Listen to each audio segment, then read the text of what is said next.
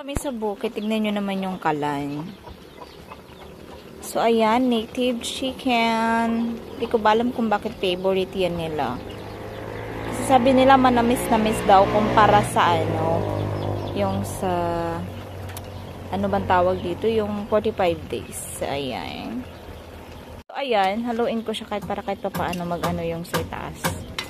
Maluto din. So, halatang dito talaga kami sa bukid, tignan nyo. Pero di bali ginagawa naman yung bahay ni Uncle. Ulam ng mga trabahador. Yan, native chicken.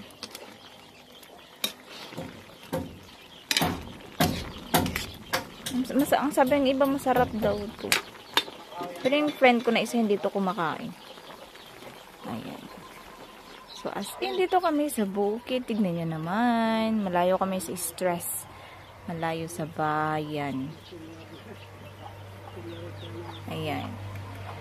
Balik tayo dito sa aking niluluto. Pinasuyo lang pala to sa akin. Kumakain naman ako nito. Siyempre, alam niyo naman. Batang bukid. Kaya, yan.